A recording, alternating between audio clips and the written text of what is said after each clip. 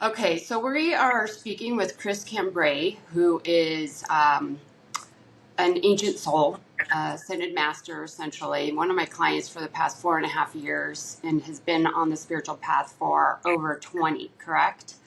I just want him to introduce himself. We're going to talk a little bit about what's going on with the shift and the ascension right now at a planetary level as well as individual, and just see what comes through. We have a similar perspective, but it's also very different because Chris can gather information in a very different perspective than I do. And so it's interesting to see the dynamic here. And he's got a lot of information and input that I think is highly helpful for the collective right now. So go ahead and just let us know who you are and introduce yourself as you'd like. All right, and thank you, Mariah, for that. Yes, I suppose the start of my journey is like any good story, and that's important. Is we're all sharing our story as to where we're at in this big performance called life. So mine started at an ending, for me, which was my mother's passing, and literally, in the few hours before she did pass over, I went up to see her and say goodbye, of course. And she shared a look which I could see right through into her eyes, and it's something that I never, until now, realised what she was showing me. And so that was my awakening, was because what she was showing me drove me to where I am today and why I'm sharing this with you. She showed me that she was already, while she was there in the physical body, she was actually already with, I'm going to use the word source, divine light, that, this light that we refer to in out-of-body experiences, that we return to the light, shall we say, a frequency of pure love. And she showed this to me. And I didn't know at the time what it was, but my whole life, the structure of my life that I built everything on, I realised then was false. So I was, for the first 7 years, was in the dark night of the soul, because my marriage fell apart, my relationship with so many people just collapsed, because it was built on a false promise, and not on a pure love, which was hard to find back in those days. To find that purity of spirit. And so I met, not expected, when my marriage broke down, and I expected to remain a single person, but I met this lovely lady who we just, sparks flew when we met. And so there was an energetic charge.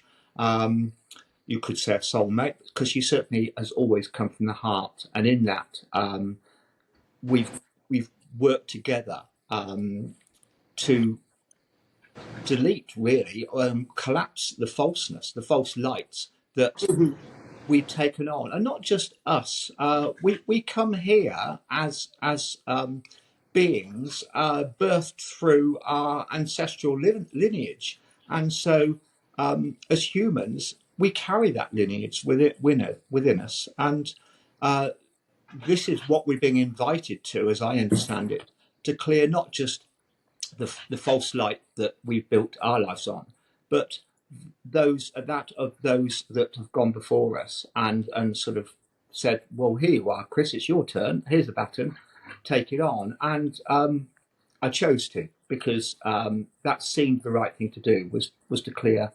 the false light within my world, the world that I built up.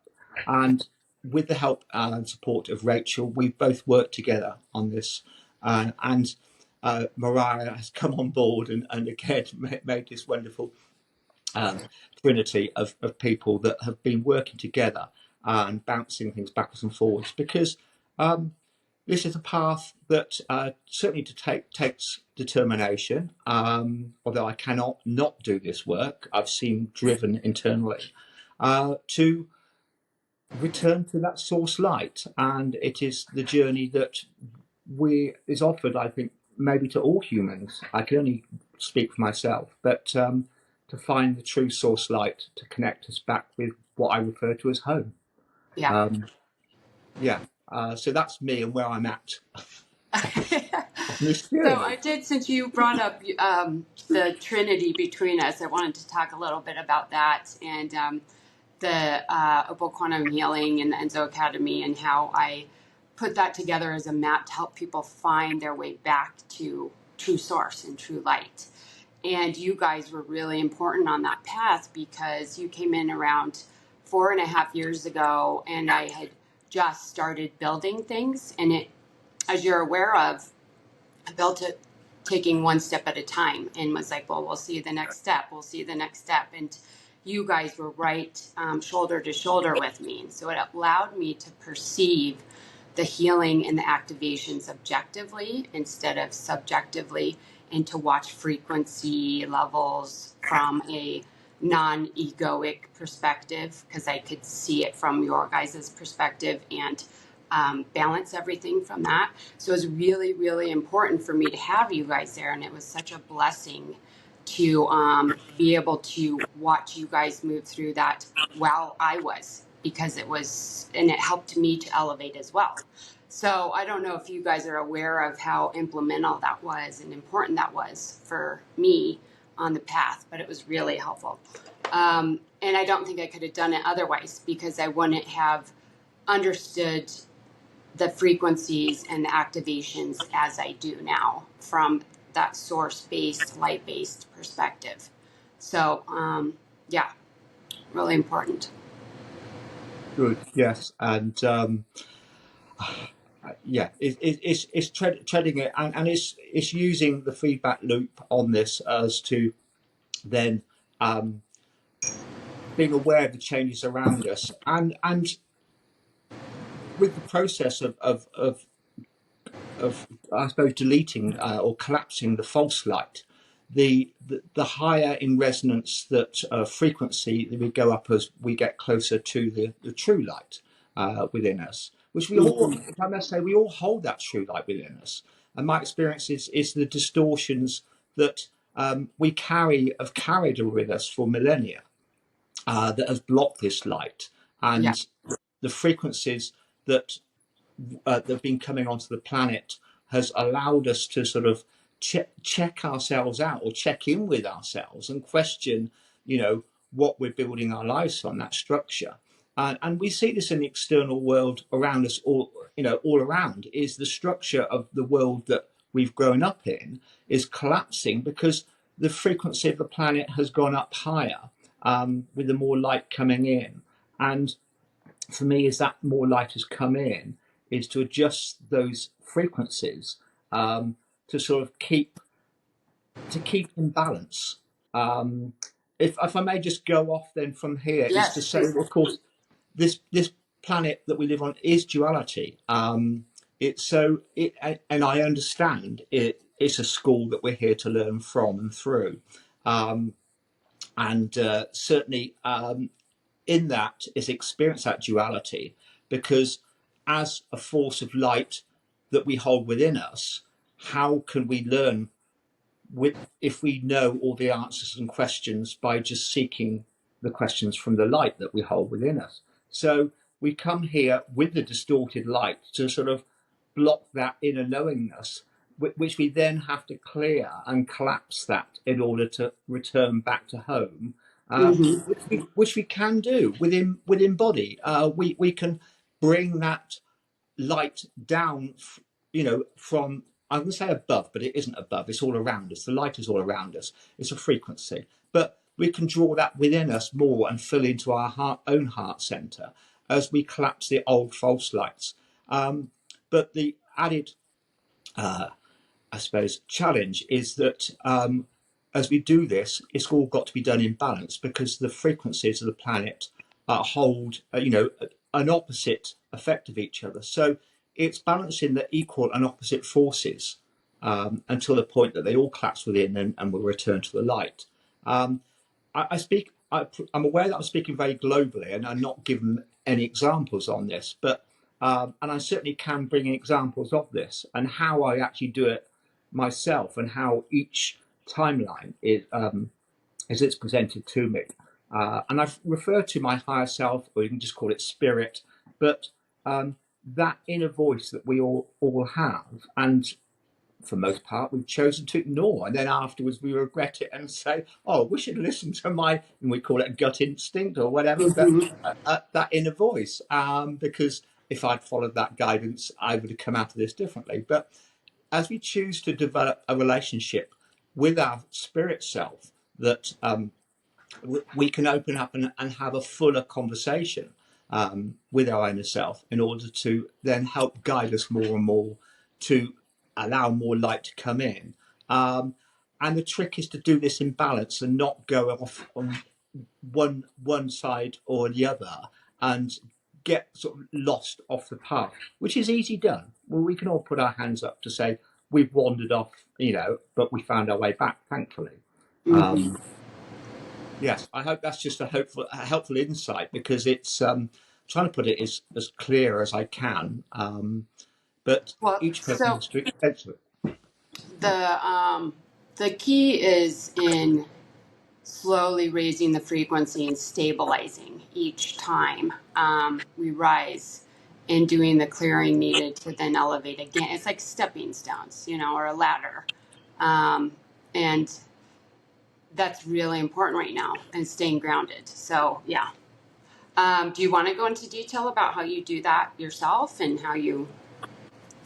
Certainly, yes. So just sort of in terms of how my life has sort of come through since 1994, there seemed to be a cycle of 7 years, which I follow. So it's 7 years into the dark night of the soul, I then met Rachel. But there's also a 10-year cycle I've noticed come up. So 1994 was sort of the kickstart into the journey, should we say. And then, so I then went and learnt neuro-linguistic programming, timeline therapy, and hypnosis, because I was going through some of my own difficulties. It was for my own personal development, and I found that extremely useful. And I was so drawn to this thing called timeline therapy. There's a gentleman who sadly passed now, but I think he's a genius, and I'm going to give him a name check. His name is Tad James. And he brought in this idea that you can travel time. You can effectively step outside of time and revisit past events through using your light body, and effectively doing that. And you can revisit events and see them with a different perspective compared to how you experienced them in the original form. So many of us carry these bits of baggage around with us because they're frozen framed of an image that we took away from an event in our past. And I realized that by revisiting it, you can see it from a new perspective and alter, and it breaks it down and collapses it, because you then brought that old image up to date in a way that's no longer a perceived threat to you. And so I developed this, and I've been working with it for this period since 2003, 2004. And then, and I should just refer back to this. So then 2014 was the next time, was my first real connection with higher self. When higher self came in, this voice, it came from a direction that I'd never encountered before. Like, we all have the inner voice and we have a chat with ourselves. That's one thing. But this was a different direction, different quality. And literally, and I will share what was said, it was, I am the light. The path of forgiveness is the way of letting go. And it just shook me to the core. It's like, what was that? And I wrote it down immediately, and that has been my inner guidance, and encouraged me then to go back on the timeline to where I've held events where I felt wronged in some way, where there's a negative emotion attached to it, and done this forgiveness procedure of the timeline therapy. which then releases it. And the more I was doing this, the more light was coming in, and the Mm-hmm. greater relationship I was having with spirit. And then I did write down the last one. Yes, and the last one was literally December. So the next 10 years was I'd been working with the four elements, and the four elements is very useful because if we take water, the four states of water, which is liquid, gas, solid, but the one we always forget is plasma. Um, and plasma is where of infinite possibilities. You could align this with source, where you can pull in that source light of infinite possibilities. And and of course, in the physical state is the solid down at the bottom. But in between, if you have this as a cross like that, most of us sit going backwards and forwards across between the gas state and the liquid state, which is heat and moisture. And we go along between that state most of our lives in between those. And when we come to center and we center it by collapsing that, or I should do it here, perhaps you can see, then we can start actually pulling stuff in down from the possibilities, the plasma state, and pull it down through into the physical. Mm-hmm. And that's how we manifest everything. But if we're influenced by our fears and our perceived threats, then things come out of line and we attract the wrong things in our life, not the things we do want. But what I've learned is that we are a spirit, as I understand it, in a physical human body, and therefore being a mammal, we take on many of those characteristics. So when we're working at that level and using that instincts as a mammal, we have to, it's all about survival of the species. So they have to guard, so any perceived threat, and I keep using the word perceived because it's only a perception of a threat. Right.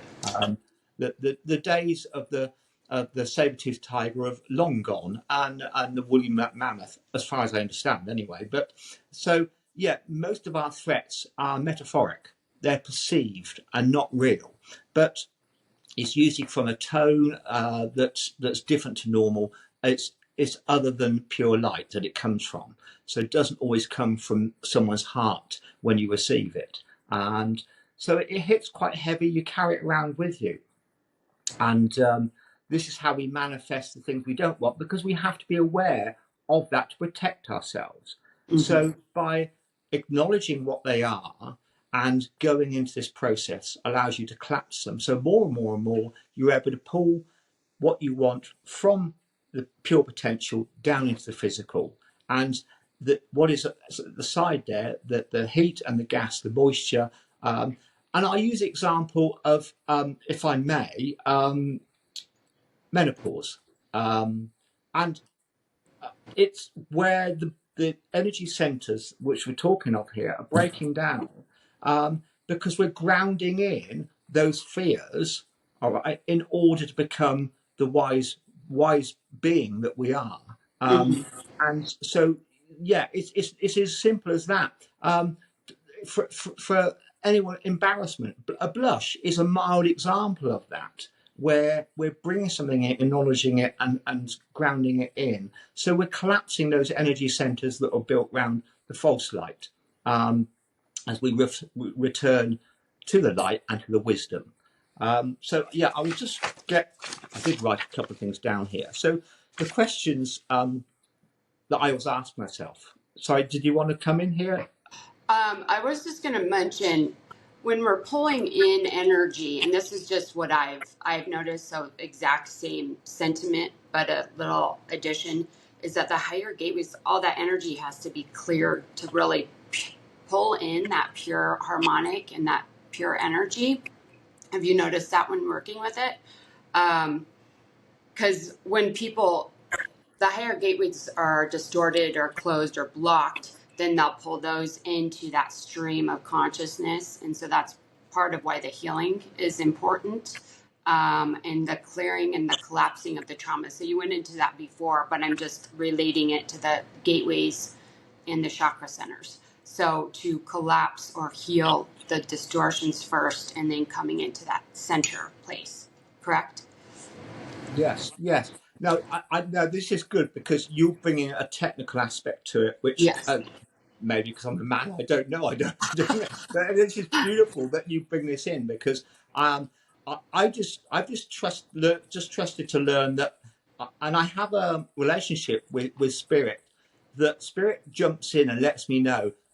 It's almost like a ticker tape message. This needs clearing, and I get the first line of what needs clearing Uh-huh. because it's where I'm tuned in to my inner core, which by tuning into the inner core allows you to tune into the planetary core Right. and the collective consciousness. So it's not just for me. As we develop this and clear more stuff, we realize that actually we're all part of a collective, a species called human, Mm-hmm. and at that level, we are all one as a species. And therefore, so the collective energies upon the planet predict as to what I'm asked to balance, because I realise that we actually take that those of us who are sensitive in this way take on everybody else's programs. And it took me years to realize that I was clearing away and thinking, this is strange. I don't recognize this program, but I would still go ahead and clear it. And realizing that if I'd been in contact with somebody recently, I was picking up on their frequency and I was clearing it for them. Mm-hmm. And so, yeah, and then you realize, then you get asked to work on a bigger and a more global level to clear these timelines. And so, yes, sorry, I've just gone off a little bit on there, That's okay. but yeah, I just throw myself. I'm just thinking like the fire alarm going off. It's like, okay, let's go off, and I have to go and sit in there, and I'll have to keep working with it until it's done and cleared, and then I'm at rest, and I appreciate we allow it to integrate and do the inner work. But as long as I've collapsed it and ground it and consciously, the minute it comes into my consciousness, I understand because I'm here as a physical body on the ground, um, that it's come into the consciousness, which has collapsed it, at human Yes. and planetary level. Again, I'm just gonna. This has just raised something else. If I may, just Sure. before I go into this, Yeah. is that the planet Earth, as I understand it, normally for a planet to ascend, it's almost like a scorched earth policy where every bit of life is wiped off a planet, and then it starts to evolve at a higher frequency. Then life starts to come onto that planet and is all that higher frequency. But with Earth, for whatever reason, that humans and all life is still here. And so, as a planet, in terms of the ascension, um, we're all on the ride back of Pachamama, of Mother Earth. We're right like fleas on a dog's back. It's about the center of the earth and the core that is changing the frequency, which then affect us as humans. And my understanding is that we as humans are assisting in this by acting as acupuncture points. So as the frequencies of the earth rise, um, for me personally, I clear it. I experience bouts of belching where there's denser energy, and so we act as the acupuncture points to release the pressure from the center of the Earth.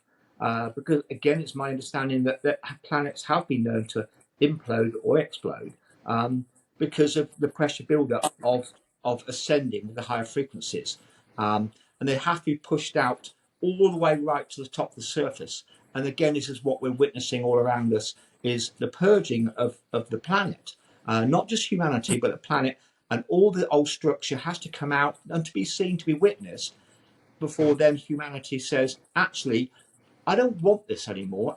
As a planet and as an individual that has free choice, I choose not to carry on my life engaging with things in this way. And so therefore we vote for the change in our change of mind.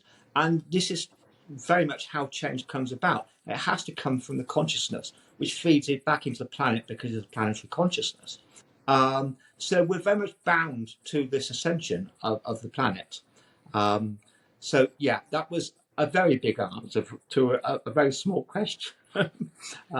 So yeah, whenever I get something coming in, I ask, what's the motivation? And I always get the first line, I have to. So it's either I have to, got to, should do, must do, but usually for me it's I have to. And so, okay, you're driven to do something, you have to do something, which, on a planet of free choice tells me that you're being forced to do something that you don't want to do. And so the next question is, well, what is the purpose for doing this? And I'll give an example. So what's the motivation when I had was, I have to rebuild my life. I think that's a classic one we can all relate to. There's areas that we choose to rebuild things. And then I asked for what purpose? And that's always the second question. And it is to piece it all together. And then where you come in to sort of find the polar opposite, as we live in a polar, planet, is to what does rebuilding your life allow you to avoid? Because it's a motivation to do something is to avoid the perceived threat. So we have to go almost like, here's the obstacle, the perceived threat, and we have to go like that around it to avoid that, but to achieve the bigger picture of what we want to achieve. So that is not free choice if we've got to go out of our way to achieve it. So again, so what does rebuilding your life allow you to avoid? Leaving anything out, being left behind. That works on every level. Individually and out there as well, externally. So I then asked, what's been left out of my life? And I said, I've got the answer: connection to everything. What connects everything? Love. And that I asked for Spirit to give me an example, and that was the most beautiful and simplistic example, because bringing it back to that, it is everything that we experience on life as true light is built from that love light frequency, which is pure love, and so therefore anything that is true within us is built on that, and this is how we make connections, are the most robust connections, that resonate with our inner truth is built on that love light frequency. So yes, that was very nice. So yeah, if something, if you want to post this, if there's ability to do that, please, I'll share that with you to post if anyone wants to use that. Okay, that's beautiful.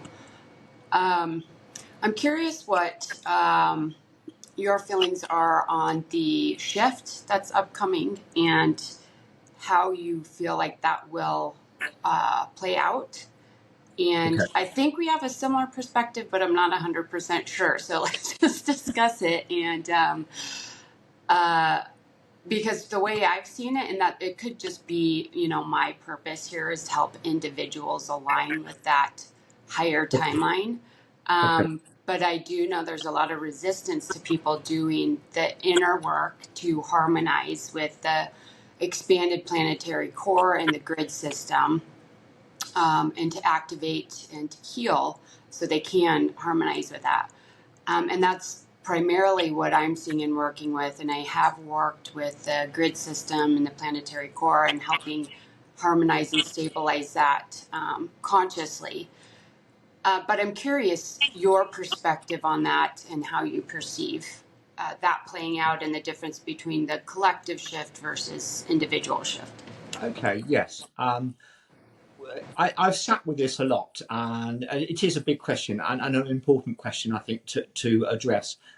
So I'm realizing that each of us here, every human, is here for a purpose. And we may not all know that purpose, what our, should we say, mission is. But I use the analogy of it being a big jigsaw puzzle, of which we're each a part of that. So I'm doing this work. I'm sure there are others around the earth, around the planet, who are doing similar work. But for me, not everyone has to do this work, as we've already established. You and I both, you know, working together, but on a subtly similar but different way, from a different perspective, to achieve the collective outcome that we need to to achieve. So I'm thinking not everyone has to go through this process, as I've done, broken that down to give them this an example. We don't have to do that inner work. And I speak to people who are open to this, and a lot of people experiencing resolution through dream time. So the light bodies going off and dream time and resolving many issues that are there. And I think that's the biggest way is that one thing I learn, and it's the basis for how I've and why I've done this, is all sorry, I did write it down. All memory is state dependent. So every memory that I've come in with, that I connect into, is a frequency, is a particular state of frequency. And so to clear all those, and I use the analogy of like little bubbles of thought there. All right. So we can all have sub-personalities, which we connect into and get triggered by certain events, certain environments, certain words, because they hold their own individual meaning. And so we go into these almost behaviors, and many, we're being in this plastic, moldable state as a young child. We're like little sponges. And invariably, from my own experience and many texts that I read, that is where we create the mold for who we are today. So, so in that, it's returning back to those states and collapsing those lower frequencies in order to sort of create the single mass of energy that we are, rather than all these broken off little pieces. So if all memory is state dependent, and it is my understanding that so much of what, because frequency is just information, it's waves of information that we tune into, as I understand it. So is there need for people to tune into all the information that's out there, to have to witness what has gone on before and what needed to collapse? No, but that's not, humanity needn't go through that, not every individual. So then the majority are able to go into this shift. So it's a shift of frequency.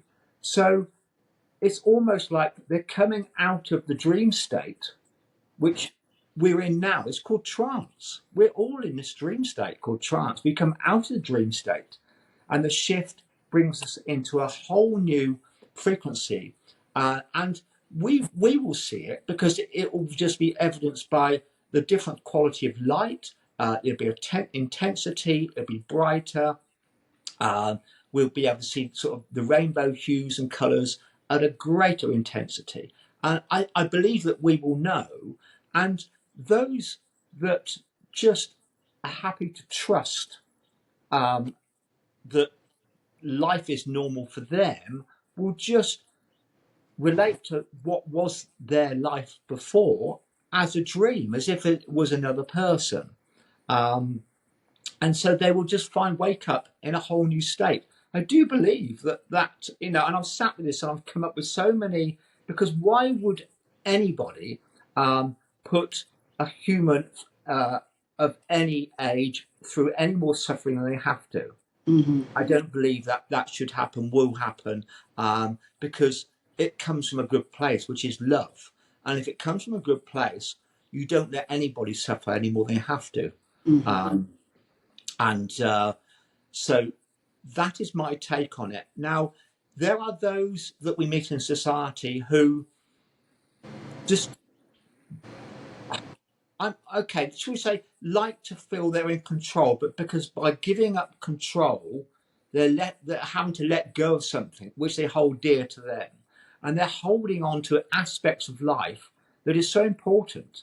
and that aspect for many people is their memory, and the whole lot. Every single episode, they're hanging on to memories, but they're past. They're these little fractals and fragments of themselves, which are all broken up.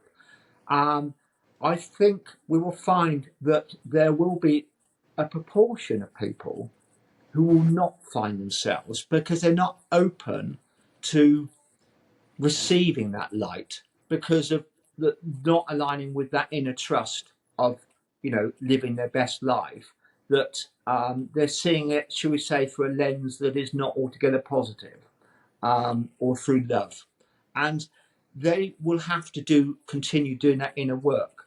So already I experience people, if everything's frequency, you meet people with a similar frequency to reflect back to you what you need to look at within yourself.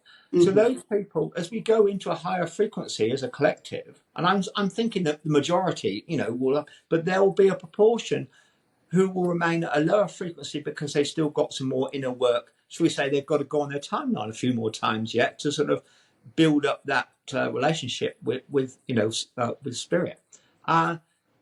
They will just not figure in our lives. There's people that I used to go to school with. I don't keep in contact with them. My sort of friendship group, is like, I count on that many hands almost. The rest are just acquaintances. And so that is how it will be. That they will just drop out of our lives. They won't disappear. They're still there. There's not like two earths. It's just the experience of what we have will be imbued with a greater light and a greater love. Yeah, I don't. I'll see you nodding, but I don't know how what's your take on that? Well, what I've seen with the energies is people, definitely collective of people are shifting into the fifth density frequencies, but their energy is a little unstable, which it could balance out. So I'm seeing collectives of people make that shift. And I'm also seeing individuals who are resonant with that, but just have maybe they're ancient souls. A lot of them are really ancient souls that just have a lot of clearing they need to do to shift. So I'm seeing that as well. So I'm seeing both the collective shift and the individual shifting separately, depending on what they need to clear and what they need support with. But I'm seeing that the same way. I actually did a video the other day, and so the earth is expanding, and with those frequencies, those beings will start attracting into communities and then building these cities of light, or bubbles of light, I call them, on the planet. And that's kind of how it will expand instead of this huge jump into a completely different earth. And that's how I'm seeing it with my clients as well. And some people are moving through it really seamlessly, and other people are struggling a little bit just with the releasing, like you said. So I think that's where the focus should be for individuals, is just seeing how they're resonating with the shifts and what they're ready for, and if they need support on releasing that, and to go into, to take, I guess my perspective is to not be scared of going into it, because like you said, it can be collapsed really easily, and we can dissolve the trauma and stuff pretty easily if we just confront it. And it's nothing to avoid or be fearful of, because after you do that, you can elevate and resonate with higher bandwidths of information and experiences and life, and it just increases quality of life and the resonance with the ascension path.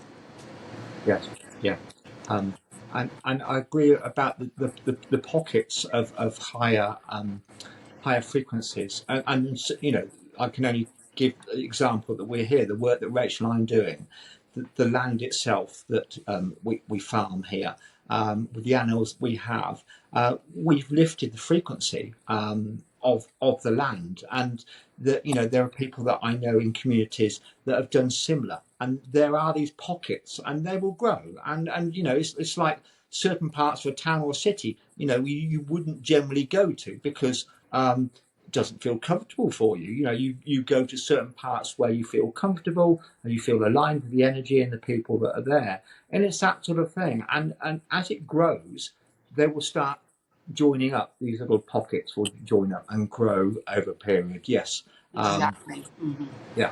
Yes. I do share that view as well. So, no, it's certainly not going to be sudden. It's available. It's like stepping through a doorway. The doorway's always been there. And it's being made available to those ready to step through. It's like we are the key to our own doorways, and that is the frequency, because that's all that exists. And when our frequency is high enough, we step through that doorway. Yeah. Right. But people have to be willing to do that. Like they have to genuinely want that and not be too attached to the trauma, I guess. But then we're back to free choice here as to Yeah. because we can choose to ascend embody, and or we can choose to drop the suit and come back again That's with, you know, without going through this way. And we all have a choice in that, because yeah. in fact, if you chose to come back to this planet, then you'd come at higher frequency anyway. And I'll just give the examples of children now. Just they hold so much light in their bodies, you know, they're just bouncing around off the walls because they're full of light, because their bodies allow them to hold that levels of frequency that have been raised for them to come into, and that they will hold even more light. So, and if we look at it even wider, if there is a natural intelligence, that balance has already been worked out, and we at some point have agreed, all of us, to do what is our part in this jigsaw puzzle piece, and when we'll go, and whether we come back or yeah. So that's my thinking on it. So yeah, the whole idea of death is going to have to change with people, because death is not an ending Yeah. at all. It's just a dropping of a lower frequency and going into a new one.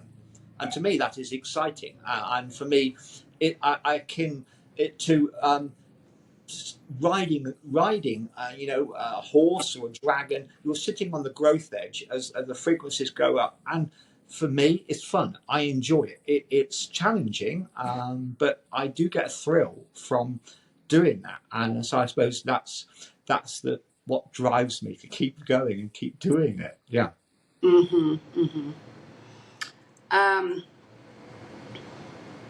Let's see. Let me just go over this. Well, I think we got to most of these questions. Is there more you'd like to add about this process and anything else that you're going through, and your experience that you feel like would be helpful for people right now? Okay. Well, I suppose I could. Something you just jotted in here, when you shared with things that, you know, you maybe like to cover, is this 5D, 8D cosmic states of expanded awareness.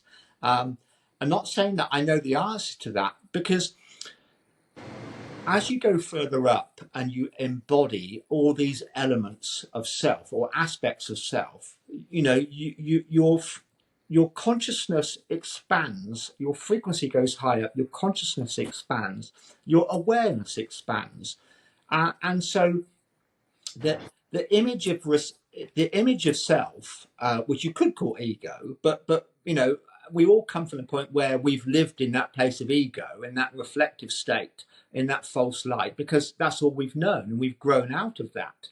And so the experience is, because duality allowed us, by living in the mirror self, we could compare. We have these beliefs that allow us to measure everything in the external against our beliefs, and that's how we filter everything. But as you go through this process, and you get to the point that, oh, I don't know what to think about that because I've got nothing to compare it to. Oh, well, I would just accept it for what it is and take what resonates. So there's a different way of dealing with the world, is what I'm trying to say here, I think. And I don't know, because the uh, I don't know, the phone rang, so I've just turned it off. Oh, So yeah, okay. I wasn't expecting a call. Um, so yeah, so there's a greater acceptance of everything being all that is, and just as it Mhm. is. And there's no trying to shift it, change it. It's just, yeah, it's just an acceptance of all that is. That's the only way I can explain this. But it isn't until you sort of reach and touch into parts of that that you realise that's part of the journey, and then the trust of that inner self that we can rely on. Well, no, I don't have to look externally for the answers. They're all within me, and I think the trick is to realize, actually, no, we don't have to look at validation externally, because we have the answers inside, and because we are embodiment of our spirit self. And by doing that, you can answer all your own questions. And that grows a confidence within you. And that confidence beams out. And other people, and I've seen other people, um, they just crack into a smile, which is beautiful. That we can be around people who are comfortable about being smiley about life, because we all want that. And it is that level of joy that I feel, and that joy that other people feel, that I'm in contact with, and just life takes on a um, whole new aspect, which is, it is joyful. Yes, yeah. So I've done my best to put all this into words, because this is just an inner experience. But I just wanted to share that there is so much to that we can all enjoy, so much more that we can have in life. Yeah, and I want to keep it going. Of course I do. Yeah, Well, yeah, and I feel like tapping into those 8D frequencies, it feels like liberation, where you have this channel to cosmic consciousness, to source, to the higher densities, but you can also go into the lower fields if you yeah, need to or want to, which I have found really interesting because I'm doing a lot of work 3D, 4D, 5D now. And yeah, so it's been interesting, but you can bring those frequencies in there and then come back to the higher, and it's not getting stuck in the lower fields, but planting seeds and frequencies and energies into those spaces a yeah, lot more fluently, I feel. yeah, Yeah. yeah. And it is the fluidity of that, because it's boundless, and therefore we can travel to where we want to. Yeah, and that, so we can go into the memory banks of the ancients, if we choose to, and bring information back. So many of these things that had been invented, and a sort of knowledge that had been gained that perhaps had been lost, is coming back online for people to tap into that. Um, Hmm. so we can use those technologies as we go up in frequencies, to add in many healthy, good ways to our lives. Yeah. Um, So, what is your greatest piece of advice for people right now, just to help them with this current times and to prepare um, in a peaceful, loving, joyous way to help them move forward? okay. All right. What? Well, I go with my byword on this. That's a big, big question. But so, my first introduction into this whole world of metaphysics was through a gentleman called Stuart Wilde, and he always promoted the idea of working with your shadow. And that was just a phrase, turn of phrase, is because when you clear the shadow, there are gifts that have been hidden, and you've hidden it from yourself, that allowed to come through as you clear. So it's doing the work that, as I explained, that the inner work is through on the timeline, By doing that, by releasing and collapsing those things that those perceived threats that we've hidden behind, and have been maybe apprehensive in, facing and collapsing. But as you do that, more and more of your inner true self rises to the surface. And so, I've just, for me, that creativity has allowed me to write a book, which I've just completed. I've yet to get it illustrated. I would never have believed that I could write a children's book. So that is my example. So there are many wonders that that come to the surface through doing this, gifts. It's just continuing to. It may seem dull doing the shadow work, but more and more and more, it's just face the pretend you, and to allow the real you to come to the surface, and then suddenly your relationship with the inner world and outer world, it changes. It almost flips. Yeah. Yeah, perfect. So your book, I wasn't sure if you wanted me to bring it up, but it's a beautiful book. It's really amazing. It has so many activations and alignments, and really powerful. Do you want to tell us a little bit more about that, what the name is, and when you think you will have it released? Okay. Well, no, thank you. Yes, I've just making contact with an illustrator. So I wrote the book. It's only a short book. So the whole idea was, I don't know if you all remember The Lion King, a Disney movie, and going to see that with my young children. I realised that it was written for on a multi-level for adults to enjoy as well as children, and I realised that I could do the same here. But my experience of doing this work was like riding a dragon, and I've had experiences of riding on the back of a serpent, and floating in the cosmos. And you might say, Chris, you've got a wonderful imagination. Whatever, whether it's real or not, it doesn't matter. It for me, it felt good. And so the story was like, okay, let's tell the story of my experiences through the dragon, at a child's level. And so, the main character is called Ember. Ember represents the spark of light within all of us. And so Ember represents all of us. And she has many adventures, on finding this crystal key, and going off on a journey to find the keep, in order to, sort of open up the treasures of life for herself. And she meets her friend Shine, and she meets another friend George, and there's Shaman Oak who's there guiding her, and she achieves many things to unlock some of the things that block us within life, and we can all share in her journey, and so yes, it is partly reflective of my journey. And yeah, it's just young children for them to read, and maybe adults can enjoy it too if they choose to sort of enter that world of the child, because that's where most of the time I live. That is the other thing I will add to this, is childhood never goes away.